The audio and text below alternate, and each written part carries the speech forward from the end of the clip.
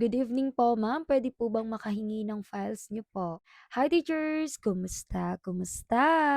At ayan na nga, unti-unti bumabalik na yung voice natin. Alam niyo ba, gustong-gusto ko ng may gawin talagang video about dito sa DepEd ranking. Especially sa mga nagtatanong nga ng PowerPoint, DLL, at yung mga ide-demo. Paano daw po ba yun i-execute? Ano yung mga tips, gano'n. So, eto nga po, nagtatanong kayo kung pwede bang makahingi ng file siguro. Naghihingi kayo or nagpapaalam po kayo sa akin. Kasi sa totoo lang, ang dami ko na pong video tungkol dito na yes po, pwede po kayong makahingi. Free po lahat.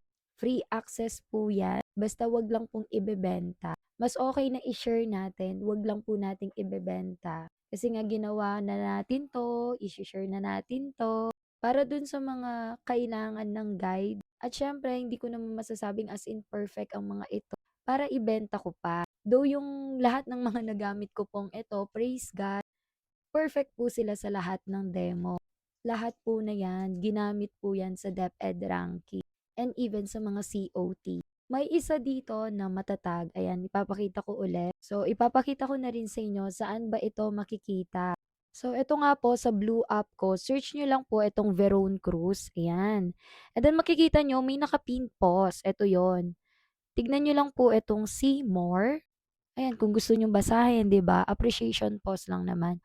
Tas sa pinakababa nito, napakaraming link. Pero ang pinaka ilalim, etong Google Drive, yung Cruzita, nandito yan para sa mga lahat ng gustong mag-review, for let, ayan. And etong Eduk Premium. Dati, sa totoo lang, binebenta namin to, pero naisip ko na wag na lang. At dahil nga matatag na rin tayo ngayon, pero tandaan ninyo, kahit matatag na tayo, yung mga topic parehas pa rin. So eto, pindutin nyo lang po yan dito sa blue app. Dito kayo mapupunta, lesson plan and PPT. Click nyo lang po yung mga yan. Pagkatapos, ano ba yung mga makikita dito? Ito yung mga subject. Ito yung pinakauna kong ginamit. Naka-perfect din po tayo dito. Ito yung una kong DepEd ranking. Ang dinemo ko dito is Araling Panlipunan. So, ayan, kung makikita ninyo. At yung topic ko nga dito, mga paglilingkod, serbisyo ng mga kasapi ng komunidad.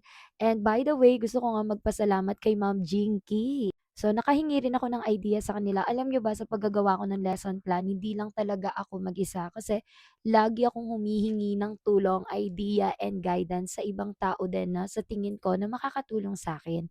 Siyempre, kapag mas maraming ulo, di ba, mas maraming idea. At kukunin mo yung mga pinakamagaganda talaga. Ayan, may video pa nga ako dito. Ayan, o 'di ba? Halatang kailan ilang taon na 'to.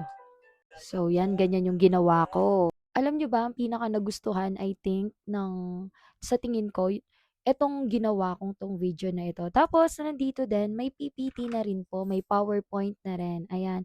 Feel free na i-edit nyo yan, i-modify nyo yan kung may mas maganda pa kayong idea. Actually, guided na kayo kapag tinignan nyo itong PPT na ito kung ano yung mga dapat gawin. Ayan. O, di ba? Meron din tayong mga ginamit for classroom observation. Ayan. Nung nagsasab pa ako, mga ginamit ko rin ito. Pero ako, ito yung sasabihin ko sa inyo. Pwede kayo makakuha ng topic dito.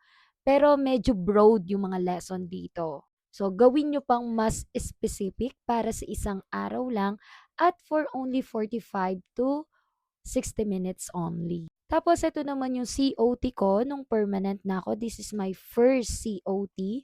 Ayan, meron na ako. May ginawa akong ganito. Mahilig akong gumawa ng mga video ganyan. And this is my evaluation. Ganyan yung itsura niya. Pagkatapos, nandito yung lesson plan. Ayan, syempre, nag-guide na tayo dito, naturuan na tayo ng ating mentor. And of course, our grade leader.